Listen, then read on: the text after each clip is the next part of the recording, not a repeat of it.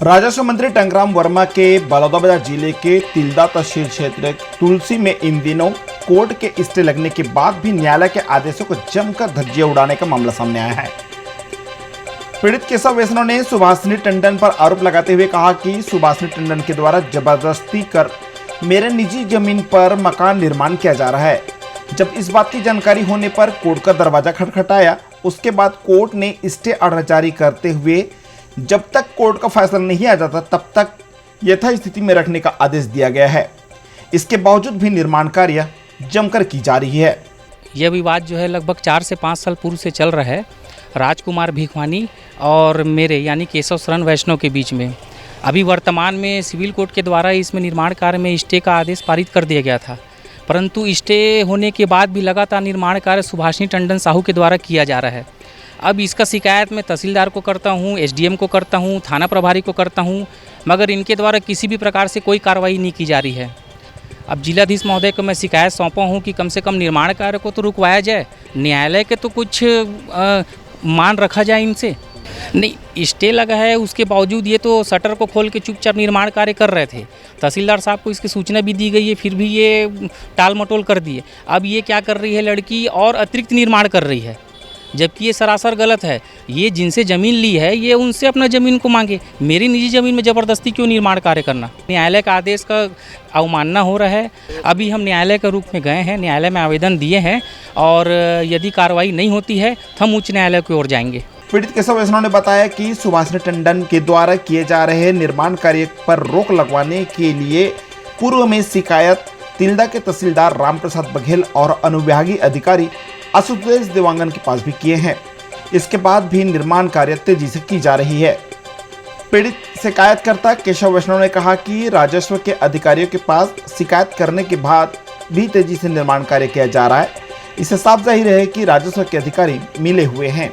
कुछ अधिकारियों के द्वारा तो शुरू से इसमें मिली भगत है और शुरू से इस भूमाफिया को संरक्षण प्राप्त दिया जा रहा है, क्योंकि ये भूमाफिया जो है सरकारी ज़मीन भी बेचता है और निजी ज़मीन भी बेचता है, बावजूद इसको पूर्ण संरक्षण प्राप्त है। मैं तहसीलदार साहब को विगत 30 तारीख को दे के आया था, उनको बोल के भी आया था। और मज़ेदार बात यह है कि सुभाषिनी टंडन साहू के द्वारा फर्जी दस्तावेज लगा के नियमितीकरण और व्यापर्तन भी कराया गया है, जबकि शासकीय ज़मीन आप अतिक्रमण करते हो तो इसमें किसी भी प्रकार का नियमितीकरण और व्यापर्तन नहीं किया जा सकता। मतलब पूरी तरीके से मिली भगत हो रही है। आरोपी को पूर्ण संरक्षण प्राप्त है। इसमें राजस्व अधिकारी की पूरी मिली भगत है, बिना उनके मिली भगत से किसी भी प्रकार का नियमितीकरण डायवर्सन नहीं हो सकता। उन्होंने राजस्व अधिकारियों पर आरोप लगाते हुए कहा कि अपने निजी जमीन पर हो रहे निर्माण कार्य और तिल्दा के राजस्व अधिकारी के द्वारा कोर्ट के स्टे ऑर्डर का उल्लंघन करने एवं अवैध निर्माण कार्य करने वाले लोगों को संरक्षण देने का भी आरोप लगाते हुए रायपुर कलेक्टर में शिकायत किए हैं। जैसे ही हमको आदेश पारित हुआ, मैंने एसडीएम थाना और को सूचनार्थ आवेदन दिया।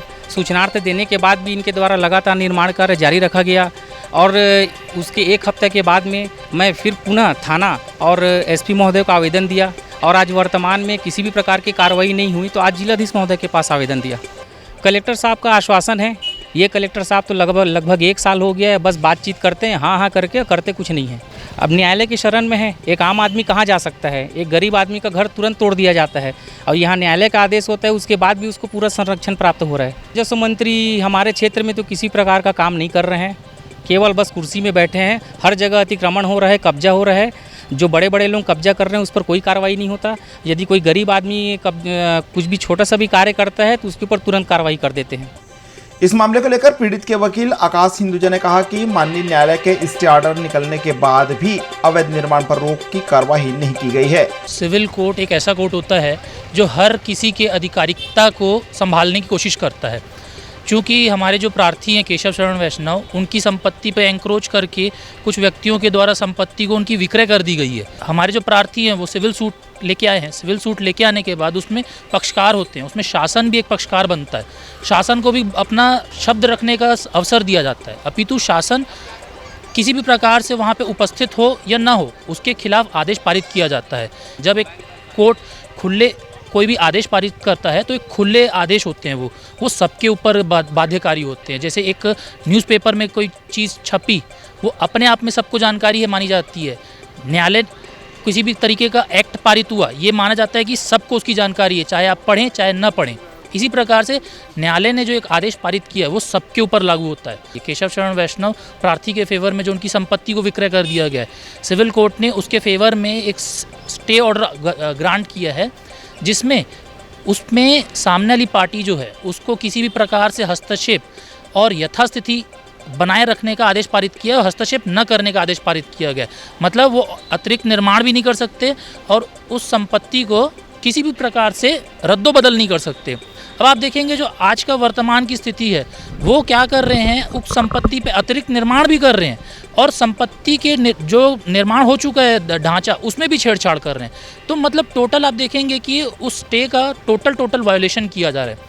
यदि राजस्व अधिकारी कोर्ट के आदेश का पालन करवाने में असफल है तो इनके विरुद्ध भी कोर्ट में प्रकरण दर्ज कराया जाएगा। क्रिमिनल कोर्ट को भी एक दायित्व होते हैं कि अगर सिविल कोर्ट ने कोई आदेश पारित किए हैं तो आपको उस सिविल कोर्ट के आदेश को मेंटेन कराना है। आप मेंटेन ही नहीं करा रहे हैं, आपके पास एक प्रार्थी चल के आ रहा है, उसकी आप कोई सुनवाई नहीं कर रहे हैं, संबंधित अधिकारी हैं वो भी उनके खिलाफ भी कंटेम्प्ट बनाया जाएगा हमारे द्वारा संबंधित न्यायालयों में। कलेक्टर से ले के चपरासी तक उसमें उसके ऊपर बाध्यकारी होता है उस तरीके का स्टे ऑर्डर।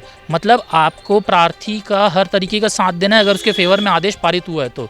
अब यहाँ पे हर कोई अवहेलना पे अवहेलना कर रहा है। क्यों? क्योंकि एक जो सामने वाला व्यक्ति है वो है एक बड़ा बिल्डर जो कि बहुत बड़ी आसामी वाला व्यक्ति है, उसको किसी प्रकार का कानून का कोई भय नहीं है। और कानून का भय तो दूर की बात, यहाँ पे कानून की धज्जियाँ उड़ाई जा रही है। कोई नियमितीकरण के लिए दस्तावेज प्रस्तुत करता है कि उक्त संपत्ति मेरी है तो उसमें एक शपथ पत्र पेश करना पड़ता है। शपथ पत्र अपने आप में फोर्स शपथ पत्र कहा जाएगा। क्यों? क्योंकि जब संबंधित न्यायालय में एक वाद चल रहा है और आपने उस वाद का उल्लेख नहीं किया अपने शपथ पत्र में, तो आपने अपने आप में एक ऐसी कंडिका को छुपाया है, ऐसा सच छुपाया है और झूठ बोला है उस संबंधित अधिकारी के समक्ष कि उस संपत्ति पे कोई विवाद नहीं है, आप मेरा नियमितीकरण कर दीजिए। इसका मतलब क्या हुआ? आपने संबंधित न्यायालय के सामने एक झूठा शपथ पत्र पेश किया है जो कि अपने आप में एक क्रिमिनल कंटेम्प्ट एक क्रिमिनल केस बनता है और कंटेम्प्ट्स बनते हैं संबंधित अधिकारियों के द्वारा। वही कानून के जानकार अधिवक्ता रामायण दास मानिकपुरी के मुताबिक यदि कोर्ट के स्टे लगने के बाद भी उक्त आदेशों के विपरीत कोई कार्य होता है तो संबंधित लोगों के विरुद्ध कंटेम्प्ट ऑफ कोर्ट के तहत कार्रवाई किया जाएगा।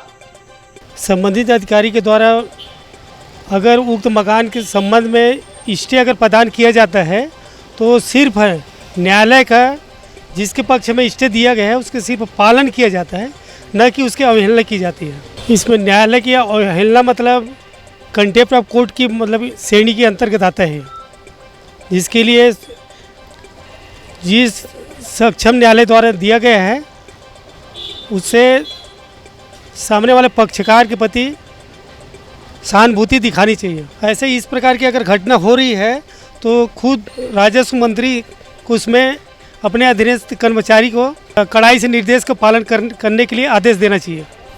जिसके प्रति संरक्षण दिया जाए उसे कड़ाई से पालन करने का निर्देश दिया जाना चाहिए, जिसमें मंत्री हो या जो भी हो या बिल्डर हो।